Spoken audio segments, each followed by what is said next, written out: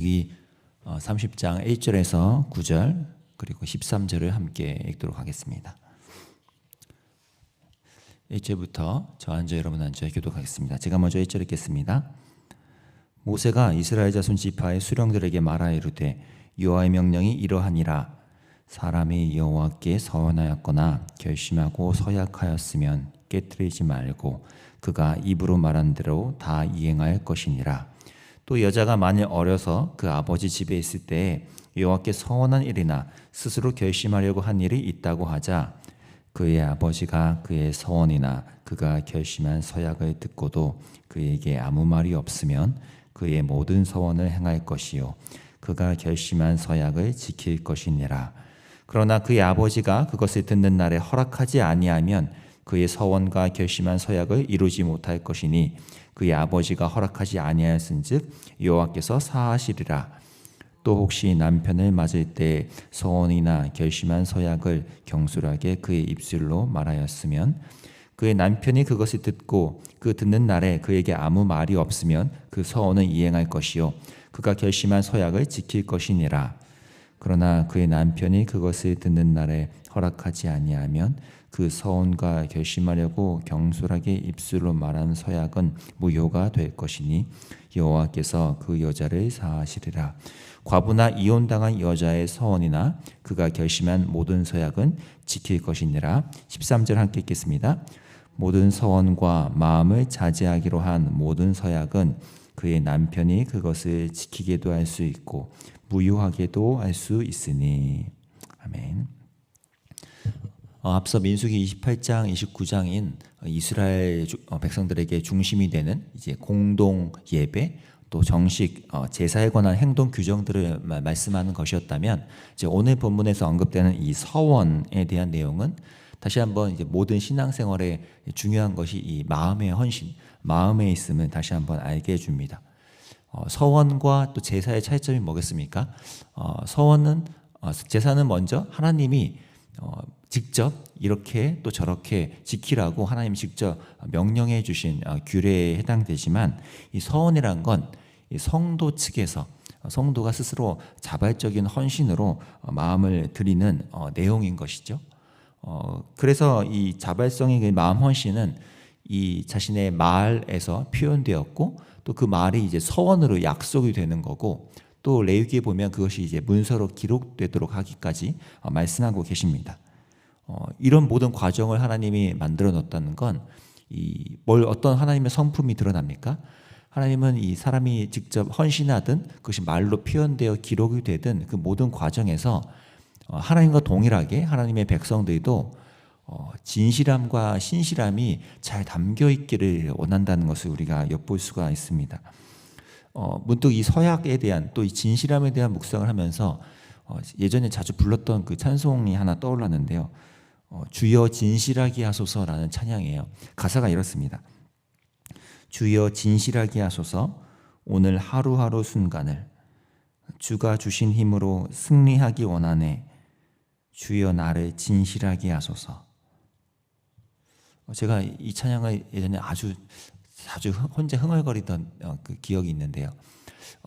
주님 앞에서 내 삶이 또 내 말의 입술과 모든 생각들이 진실하기를 원합니다라는 좀 고백이 담긴 그런 찬양입니다.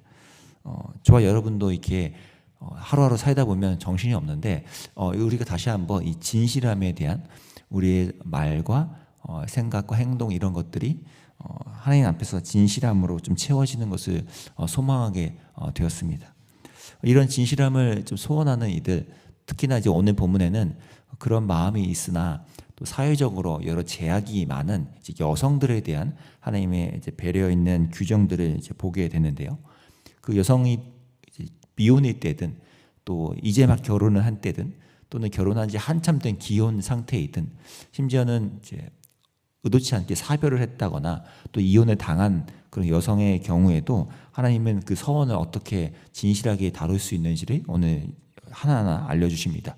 이렇게 서원에 대해서도 하나님이 규례를 언급하시는 이유는 이미 출애굽기 또 신명기 또 오늘 본문의 민수기에서도 동일하게 하나님은 이 서약에 대해 서원에 대해서 반드시 지켜야 하는 것으로서 강조하셨기 때문이에요. 그렇지 않고 그냥 방치할 경우에는 그게 이제 죄가 된다고도 하나님이 이제 말씀을 하셨기 때문에 이 선이라는 건 그렇게 중요하죠. 선은 하나님께 내가 하는 것이어서 그 말은 뭐겠습니까? 내가 선을 하나님께 한다는 건 하나님의 앞에 세워두고 하나님이 그 선의 증인이 되신다는 거잖아요. 그렇다는 건 내가 하나님의 증인으로 세워놓고 그것을 말을 했지만 그것을 지키지 않을 경우, 이행하지 않을 경우 그 선에 대한 증인 되신 하나님조차 경솔한 굉장히 이제 책임이 있는 그런 관련자로 묶여버리기 때문에 하나님은 이 선에 대해서 중요하게 여기시는 것을 볼 수가 있습니다. 그래서 오늘 선에 대해 하나님이 이 진실한 뿐만 아니라 또 하나의 중요한 안전 장치를 함께 언급하시는 겁니다. 이 당시 여성들은 워낙 이제 인권이나 기본권이 보장되지 않던 때라 이제 남성들에게 의존받던 사회 아니겠습니까? 그래서 오늘 본문에도 보면 이 아버지나 또 남편에게 의존되어서 그들의 서원이 유지되어야 하고 또 무효화될 수 있다라고 이제 말씀하시는 규례들을 보게 됩니다. 여성들이 서원을 한들 자신의 처지가 갑자기 변화되면 뭐 남편에게 버림을 받든지 또 어떤 일이 생기든 그 처지가 바뀌게 되면 아무리 서원의 마음은 컸어도 그것을 이행할 수 있는 기본적인 환경이 되지 않는 때가 일어나거든요. 그런 모든 환경들, 예측할 수 없는 그런 환경들에 처하게 될 때에 이 여성들을 위하여 하나님이 그 서원을 잘 지키거나 서원을 잘 해결할 수 있는 방안들을 오늘 나타내고 계신 거죠. 오늘 3절에서 그 첫 번째 케이스가 언급이 되죠. 3절에 이런 표현이 언급됩니다. 또 여자가 만일 어려서 그 아버지 집에 있을 때에 고대 이스라엘은 이제 어릴 때, 그러니까 10대 때 이미 결혼을 했기 때문에 아직도 여기 표현대로 아버지 집에 있다라는 것은 아직 이제 미혼 상태인 것이죠. 미혼인 상태에는 당연히 이 아버지께 모든 것이 의존되기 때문에 아버지가 그 서원에 대한 시행 여부에 대한 책임을 갖게 된다고 말을 하고 있습니다. 아버지에 의하여 판단되고 유효하거나 무효화될 수 있다고 이제 얘기를 하죠. 이 안전장치를 지금 하나님이 말씀하고 계신 겁니다. 또 5절 맨 끝에서 그런 표현을 쓰신 거죠. 그의 아버지가 허락하지 아니하였은즉 여호와께서 사하시리라. 이 표현을 이제 새 번역으로 보면 나 주는 그 여자에게 책임을 묻지 않는다라고 되어 있어요. 지금 하나님이 이 책임에 있어서 안전장치를 부여하신 후에 이 아버지에게 그 책임에 대해서 묻겠다고 안전장치로서 제시하고 계신 거죠. 이러한 원칙은 8절에 언급되는 이제 막 결혼한 여인에게나 아니면 12절에서 언급되는 기혼 여성에게나 똑같이 적용됩니다. 다만 이제 결혼을 한 여성이기 때문에 그 책임이 아버지가 아닌 남편에게 돌아가게 되어 있다는 거죠. 별도로 이제 9절에는 남편과 사별을 했거나 이혼을 당한 이제 과부와 그런 여인들에 대한 케이스가 언급되는데요. 9절에 이런 표현이 있습니다. 과부나 이혼당한 여자의 서원이나 그가 결심한 모든 서약은 지킬 것이니라. 의외죠. 이 부분에 있어서는 하나님이 뭐 아버지나 남편에게 그 책임을 묻겠다, 여자에게는 그것을 묻지 않는다라고 이렇게 하신 거에 반해서 지금 과부나 이혼당한 여자로서 혼자 살게 되신 이 여성분들에게는 오히려 하나님이 그 스스로에게 오롯이 책임이 주어진다라고 얘기를 하고 있습니다. 아무튼 이것은 이제 창세기에서 언급됐던 첫 번째 율법 중에 하나인 부모의 곁을 떠나서 남자와 여자가 한 몸을 이루고 그래서 자기 스스로의 책임을 갖게 되는 한 여성으로서의 존재 가치를 인정해 주시는 것과 동시에 그 당시에 오히려 사회 계층에서 가장 취약한 이 과부가 되었다 한들 그들이 스스로 자신의 권한과 책임으로 서원에 대해서 시행할 수 있음을 보존해 주는 것으로 우리가 읽어낼 수가 있습니다. 결국 종합을 해보면요, 기혼의 상태이든 아니면 미혼의 상태이든 또는 사별을 당하거나 과부가 된 이런 상태이든 하나님은 각자의 상황에 맞게 그들이 서원한 것에 대한 충분한 배려와 안전 장치를 또 마련해 주시고 또 어려움이 처한 경우를 미리 대비해서 그들을 구제할 수 있는, 구원할 수 있는 이런 법들을 예비해 주셨다는 것을 우리가 보게 되는 것이죠. 오늘 이런 것들을 보면 우리는 두 가지를 함께 느끼게 됩니다. 두 가지 균형인데요. 하나는 이 처음에 언급드린 것처럼 이 서원 자체에 담긴 그 진실함이죠. 서원에 있어서 우리가 그 무게감, 그 중요성을 늘 마음에 담지하면서 우리가 경솔하게 서원하지 않고 하나님 앞에 진실함으로 또 신실함으로 살아가고자 하는 그 무게 있는 진실함이 하나 필요한 거겠고요. 또 두 번째는 반대편의 균형이겠죠. 우리가 비록 마음의 헌신을 할 때마다 그것을 우리 하나님이 받아주시되 또 때로는 우리의 연약함 때문에 그 서원대로 하지 못하는 경우가 꽤 많지 않습니까? 우리의 연약함이 그 서원을 제대로 이행하지 못해 하는 그런 우리의 실력과 수준이 일어나기 때문에 그런 때를 대비했을 때 하나님은 오늘 이 말씀에 빗대어 복음 안에서 성도들에게 충분한 안전장치와 구원의 길을 마련해 주셨다는 것을 기억할 필요가 있는 거죠.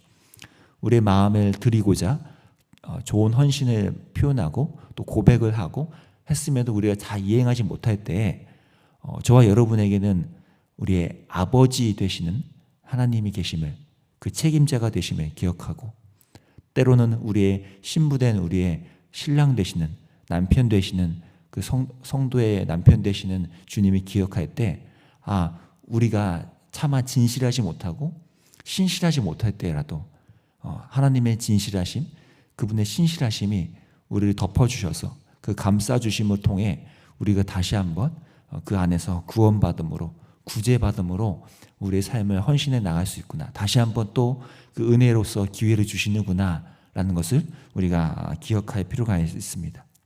이 두 가지를 오늘 함께 마음에 좀 품고 기도하면 좋을 것 같은 생각이 됩니다. 오늘 우리의 마음과 입술에 나오는 것들이 얼마나 진실한가, 하나님 앞에 드릴 만한 거룩한 진실함을 우리가 유지할 수 있게 주님께 간구하고요. 또 하나는 그 진실함대로 우리가 차마 이행하지 못할 때라도 하나님 우리의 연약함을 우리의 아버지 되시고 또 우리의 남편 되어주시는 그 주님의 책임져 주신 그 은혜를 힘입어서 우리 다시 한번 그 은혜 앞에서 힘있게 기회를 얻고 또 한번 주님 앞에 나아가겠다고, 그런 삶으로 우리의 삶을 돌보시는 주님을 경험하는 저와 여러분이 되기를 바랍니다. 기도하겠습니다. 하나님 아버지, 오늘 이 서원에 담긴 하나님의 마음을 깊이 묵상하게 됩니다. 우리가 때로는 섣불리 감정에 따라 또는 어릴 때 어떤 분위기에 따라 우리가 서원을 하게 된 상황이 있다 한데, 그런 모든 상황들을 하나님 이미 아셔서 여러 안전장치와 또 구제장치를 마련해 주신 것을 보았습니다. 우리가 이 땅에서 살아가는 과정에도 여전히 우리의 마음은 주님께 진실함을 드리고 싶어하는 마음이 있고 또 주님이 기뻐하시는 삶을 살고 싶어하는 마음 때문에 우리가 때로 마음에 서운할 때가 있지만 그 진실함이 때로는 잘 이행되지 않을 때가 있어 마음이 무거울 때도 있습니다. 주님, 그러한 우리 연약함을 방치하지 않으시고 우리 아버지이자 또 남편으로서 계시는 그 하나님의 은혜를 힘입어서 다시 한번 주님께 나아갈 수 있게 하심에 감사합니다. 우리를 받아주시는 그 은혜, 또 그 자유함 속에 다시 한번 주님과 함께 동행할 수 있다는 이 사실을 기억하면서 여전히 진실함을 추구하는 저희 성도 모두 될 수 있도록 인도해 주시기 원합니다. 감사합니다. 예수님의 이름으로 기도합니다. 아멘. 오늘 이것을 놓고 기도합시다. 주님, 우리의 마음과 생각과 입술이 모든 것들이 진실하고 신실할 수 있도록 지켜달라고, 또 한 가지는 주님, 우리가 그 진실함을 온전히 이행하지 못할 때에도 다시 한번 우리 아버지 되시고 신랑 되시는 주님이 우리를 긍휼히 여겨 주셔서 우리의 책임자 되어 주시고 우리를 덮어 주시고 그 은혜를 힘입어 다시 한번 우리가 이 성도의 길을 걸어갈 수 있게 해달라고, 그 은혜를 힘입는 저희 모두 될 수 있게 해달라고 함께 기도하면서 나가겠습니다. 기도합니다.